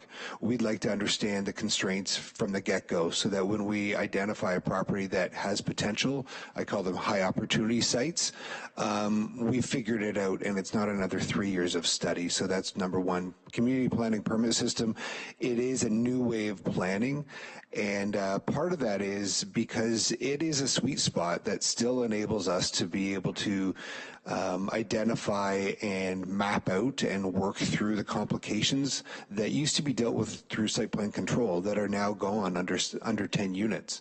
So that's an opportunity that I think some of our local municipal planners would embrace. That development engineering, where are the fittings, where are the pipes, where are the conduits, that's difficult under the building process, and we lost that ability to navigate that through the site plan process. The other piece that it offers us as a collective is it can be applied to an area or a category of development. So it doesn't have to be county-wide. It could be on certain sites. It could be for sites that meet certain criteria. So we will be, as the report indicates, bringing forward an implementation plan to detail some of these, but I just wanted to let you know we're very cognizant of what streamlining means, and we really want to bring forward ideas that truly are actionable, but also effective at shortening the process and getting things built properly. Thank you. Thank you, Director. Councillor McDonald. Thank you, Chair Dolan, and thank you very much for your presentation. We need houses, we want houses, and we want to embrace our residents to take on this change, which is always tough to begin with. And even just going with my colleagues that were speaking about ARUs. So the ARU comes, and they're all in the right to have the ARU, and their parking is one spot as far as the government's concerned. And we know that they can have up to 2 or 3, but there's already 3 in the home. I think that is going to be the biggest pushback that we get. I know that we do already in our own municipality, whereas if you can have your house, and now you can have actually up to 3 ARUs, and some we have no public transit, which is huge to bring all these homes and everything. And I fully understand we need the houses more than we need to care about the parking, but that is going to be a huge issue, and I don't know what plans are going to be in place for these. Thank you. Yeah, parking is something that comes up a lot actually in these conversations. We recognize it as a concern. It comes up a lot because we like to talk about eliminating parking minimums, which doesn't mean that you won't have any parkings in new developments. It just means that, you know, the developer or whoever's building can decide what the market requires. I don't know what the answer is today to deal with that from an ARU or ADU perspective. It obviously comes down to the individual properties, right? Like some have a large driveway, some do not, so it may require that a car needs to park on the street, and then the question becomes, do you have street parking, right? Is that allowed? Is that something you want to bring in, potentially as a way to sort of accommodate more people within your neighborhoods, along with, I guess, a bit of a revenue source as well, right? But not all streets will be able to accommodate it. Like, I totally understand it, and I know that this is not an answer that's helping you right now. I'm just more trying to acknowledge the fact that we know that it is a challenge. It's going to be a challenge in some communities for sure. Thank you, Chair. And one of the things that is available to anyone that's putting ARUs or anything in is different materials. You cannot put any more asphalt, so you can't make your driveway, but there is, and I think it's the education for owners to know, like whether it's a special type of brick so that the flow of the water can keep going. Yeah. And it's not done at all. Like even, we don't do a good job in our own township. We let people know that they can do it, but I think it needs to be utilized because no one wants to have all of their lawn in an asphalt, but there is other aesthetically pleasing material that can be used, and I think that is just a very small portion. But when you say that they can have not a big enough parking lot or everything, but they could say they can use a garage, which everyone knows they don't, and just that you just have to have one parking, but you know that there's 3 cars coming with that rental. That's the issue. Sure. Yeah. So thank you very much for your comments. Sure. Thank you.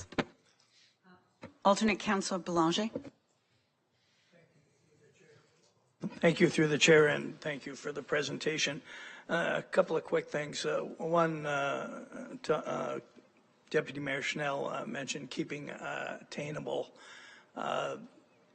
In BC, when they had the Olympics, they built a lot of what they called restrictive housing for workforce, and that was for purchase. But it was not, it did not appreciate through market.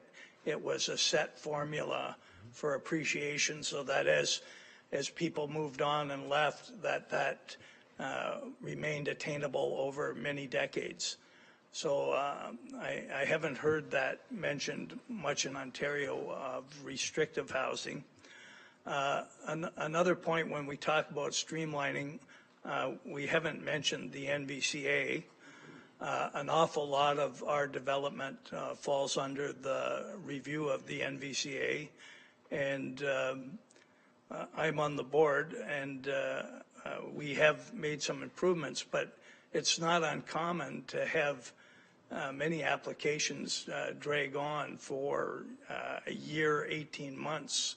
I don't know if that's due to workload or what it is, but it's much of a hindrance. And the final thing I wanted to mention is last week, I don't know if anyone was on it, but livableontario.ca did a presentation. I guess they're an advocacy group, and they had done a lot of research, I believe, in Waterloo region, and they indicated there's a major disconnect. Not only from provincial forecasting for single detached and semi type homes, but about 67% of people looking out 5 to 10 years looking for housing, if given the opportunity to have to drive 20 minutes and have more affordability or be in a walkable environment and not necessarily have a single detached, the spread across, rental housing, the missing middle, the condominiums was spread pretty evenly. That really what people want is not what we're building, and it's not what we're forecasting to build. So again, some interesting things. That meeting is online now under Livable Ontario CA if anyone wants to see it. Thank you very much, Alternate Councillor. Seeing no more hands, just a couple of things from me. I was through a model home not too long ago by Mattamy, where they have the side door that goes to an additional dwelling unit. It's roughed in, but in order to help people like me with no imagination, it's actually got it roughed out on the floor where the bedroom would be, where the kitchen would be, and so I found that quite helpful.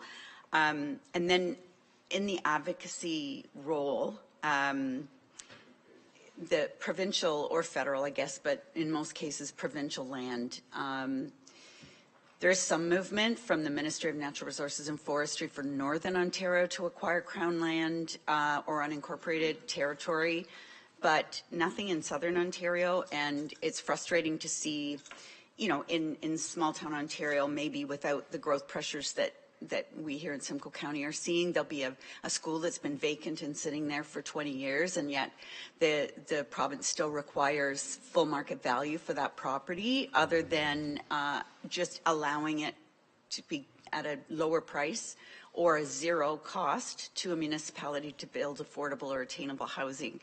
And it's frustrating because there's only one taxpayer, and the taxpayer paid to have that school built in the first place. So why is the taxpayer having to pay again to have that land then? So how many times can a taxpayer pay for one piece of property? Right. So I know that's advocacy that that AMO is working on. Yeah, that's certainly something that would be a good idea to add to your advocacy list for sure. My experience is that it tends to be agency specific in terms of whether they require that full market value. I know that there are some agencies which seem to understand that, you know, there's value to getting affordable housing on the property and taking a lower land sale number, whereas others, it's within their mandate that it is full market value. And, you know, some of those agencies are our clients, and we've tried to have those conversations of, you know, maybe there's a trade-off here, right? You don't get your $10 million for the site, you get 50 affordable units, and that's good for, you know, the public in general. But yes, I would suggest that that's something to continue to advocate for. Yeah. Thank you so much. And, and I would say places of worship fall into that as well, that are sitting vacant. Absolutely, yeah. Great discussion. Sorry, go ahead. I'll just say about places of worship as well, actually, that we've worked for a few different archdioceses, and a lot of them are quite interested in making something happen. They don't have the capacity to do it on their own, but they do want to sort of serve the community, whether it's with seniors housing or affordable housing, and use excess lands that they have. And that would be something where, again, the Development Navigator program can come in, and, you know, a local church can go to whoever the staff member is running that and say, I've got this property, I'm interested in having something built, and that staff member can connect them to the right people within the development industry, or, you know, a planner or an engineer, whoever they need to talk to in order to get that development moving, right? Thank you so much, Mr. McLeod, for the presentation. Could I ask a mover and a seconder, please, for the recommendation that's printed, Councillor Proust and Councillor Cabral, that the item CCW 2024-192, dated June 25th, 2024, regarding the Housing Attainable Supply Action Plan, Housing ASAP, final ASAP recommendation report be received, and that the Housing ASAP recommendation report outlined in Schedule 4 to item CCW 2024-192 be endorsed. Go ahead, Councillor Chair Cox. Yeah, through the chair to Elliot, GM Elliot, or Nathan, is this report being sent out, or will it be discussed with all the planners? Through the chair, it has been formed for discussion now, and absolutely we've got a lot more thinking to do. I think about the great discussion on things like the CIP, and personally I would look at a program where maybe it is county-wide, but the scoring rather, and the criteria that you would apply would be favorable to areas where you've got the infrastructure in place, you've got transit already there. So it wouldn't be a blanket, it could be a county-wide program, but there would be stackability about that based on the lower cost implications for the community, the benefit to the community. I also think about the NIMBYism, and thank you, Councillor Fryer, for raising that. And in my previous days, this has obviously been an issue for a long time, and we found one successful strategy around NIMBYism. We did a bit of math, and we looked at the census tract area, looked at the age of the housing, and in the one particular case that comes to mind, it was a single detached community where across the road they were proposing semis, and the world was collapsing for those residents. So we did some math and explained that is you now. The reality is the the median income in the community that you're in today, your buying power now gets you this new type of housing. It actually really changed the dynamic of that conversation. So to your point, listening to the community and understanding what their concerns are and not ignoring that, but actually addressing that has been quite successful. So yeah, yes, sorry for the long-winded answer, but yes, we're working with our community partners and local municipalities on all of this thing. Thank you, Jim Elliott. All in favor of the recommendation? Any opposed? That's carried. Back to you, Warden. Thank you. There's two items left on the agenda. Does anybody feel they need to go in camera for the in-camera item? If not, then if it's okay, we'll just keep pushing through then and not take a break. So Chair Cox, if you will take performance management. 29, actually it is, sorry, 28.1. The corporate action plan update. May I have a move and a seconder, please? Moved by Councillor Fowler, second by Councillor Bell. That on the consent agenda, that the following consent item, having been given due consideration, be received. Does anyone have any questions or want to comment on anything? Seeing none, all in favor? Carried. Thank you very much. Thank you. Other matters for consideration? I don't think there are any. Thank you. Thank you, Chair Cox. So then I'll read the confidential that directions in camera and recommendations contained within confidential item CCW 2024-185 dated June 25, 2024 regarding a proposed or pending acquisition or disposition of land by the municipality or local board be approved and voted upon in accordance with section 239(6)(b) of the Municipal Act. Moved by Councillor Measures, second by Councillor Norris. All in favor? That is carried. Thank you. So I have a motion that the Committee of the Whole rise and report and resume sitting as County Council at 10:46 a.m. Moved by Councillor Laux, second by Councillor Fryer. All in favor? That is carried. Thank you. And then I'll go back to Chair Cox for the motion. Moved by myself, seconded by Councillor Evans, that the performance management recommendations contained within the Committee of the Whole report dated June 25th, 2024 be approved, including the confidential item. Everybody's heard the motion. All in favor? That is carried. Thank you. Chair Leduc. Yes, thank you, Warden. We're at 32.2, Human Services. I have moved by myself, seconded by Councillor McDonald, that the Human Services recommendation contained within the Committee of the Whole report dated June 25th, 2024 be approved.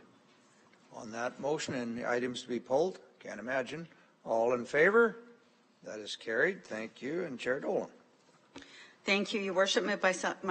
Moved by myself and seconded by Councillor Measures that the corporate services recommendations contained within the Committee of the Whole report dated June 25th, 2024 be approved. We already had lots of discussion on those. Any to be pulled? Not seeing any. All in favor? That is carried. Thank you. Consideration of bills. Councillor Norcross. Thank you, Your Worship. Moved by myself, second by Councillor Burkett, that bill number 7083-24 be enacted as a bylaw of the County of Simcoe. On the bills, questions? All in favor? That is carried. So we have announcements. Our electric vehicle show is today. It looks like the rain is holding off and you'll get out in lots of time to see it. I encourage everybody to go outside and talk to the experts at the tents and chats with the EV enthusiasts.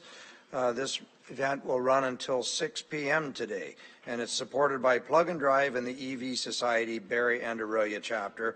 And a range of EVs are currently on the market and they're on display. I think, is there bicycles out there too? I thought I saw some, maybe there is, maybe there isn't. I didn't see, but always enjoy riding one when I get a chance. Our next meeting, and just a reminder, is in August 13th starting at 9 a.m. and it'll be a joint county council like today, but virtually. So in August we're virtual, so we'll see everybody at AMO and then not again until September. Councillor Dolan. Thank you very much, Warden. I just wanted to say that the AMO Board of Directors met Thursday and Friday, and as is tradition, the June meeting is held either in the home of the President or the home of the Secretary-Treasurer. And this year it was the home of the Secretary-Treasurer under GM Wilcox, and thank the County of Simcoe from all of the board. They were quite impressed with the venue. and thank the warden for coming out to the dinner. And when a councillor from Ottawa, Councillor Brockington, said it was his first time visiting the city of Barrie, I was quick to let him know that we were actually in beautiful Oro-Medonte, and that Mayor Greenlaw would never forgive me if I let that go without correcting him. But it was a good meeting, and looking forward to August. Thank you. Thank you. Some good, strong advocates there for the Simcoe County. Councillor Fryer. Thank you, Warden. With council not scheduled again till August and being virtual, I needed to take the opportunity today to thank Simcoe County staff on behalf of Collingwood Council and County Council too, of course. The supportive rapid rehousing support project in partnership with the Common Roof at 199 Campbell Street is furiously underway to be ready to provide a temporary home for up to 15 individuals by the end of the month. A feature in this case is the site also happens to be where county-supported 211 services are delivered and lies along Collingwood's transit route. As you said, Warden Clark, in the joint announcement, we will work together to build up the lives of our residents. With the additional benefit of easing pressure on our shelter program as people are moved from situational homelessness to permanent housing through a system-wide approach, a key goal of the county's housing and homelessness prevention strategy. The team led by General Manager Fahez Bayat, who I was wanting to thank and has left us, has really come through for Collingwood, and we express our appreciation to everyone. Thank you. Thank you. I think Councillor Snell, yes. Thank you, Warden. Through you, as we all know, we're going to be celebrating Canada Day in all of our communities this weekend. And on behalf of Mayor Smith and Wasaga Beach Council, we'd like to extend the invitation to the room for yourself and a guest to come and join us. We're going to be starting the day with a Canadian citizenship reaffirmation ceremony, the first that we will be holding in some time. So if you have anybody that would like to do that, that starts at 9. And then there's a whole bunch of fun family activities. And then at 7:30, if you came to April Wine last year, we're doing it right on the beach, toes in the sand, great licensed area, VIP area. We've got Grace on stage at 7:30, and then the Strombellas will be coming on at 9, followed by the fireworks. So if anyone here would like to come and bring a guest to be our VIP, please just reach out to Mayor Smith or myself, and we'll make arrangements for those tickets. Thank you, and happy Canada Day. Thank you. Any other announcements? I guess one more. The regional review, Mark, correct me, it's coming to Aurelia July 8th, but we don't have a location yet for any of the councils that might be presenting at that. I will be presenting on behalf of county, very similar to what I presented to them in Vaughan, but that's all the details I think we have at this time, isn't it, Mark? Yeah. Don't have a location yet, other than it's in Aurelia, or we think it's in Aurelia, but many times they think they're in Aurelia when they're not. So we'll see what happens there. Okay, and happy Canada Day to everybody, and I hope you get out and enjoy the festivities that are going to happen over the next week. So with that, I will look for that the June 25th, 2024 meeting of County Council be at, oh, do I have another bill? I do. Confirmatory bylaw. Councillor Norcross, I see him smiling at me. No, if you want to speed it up, I'm fine with that, Your Worship. Sorry, moved by myself, seconded by Councillor Rawson, that Bill number 7084-24 be enacted as a bylaw of the County of Simcoe. Thank you, Your Worship. Thank you. Well, I know we'd have a good candidate. Jonathan wouldn't if we didn't pass the bylaw before adjourning. So everybody's heard the motion. All in favor? That is carried. And now that the June 25th, 2024 meeting of County Council be adjourned at 10:53. Moved by Councillor Measures, second by Councillor McDonald. All in favor? Thank you.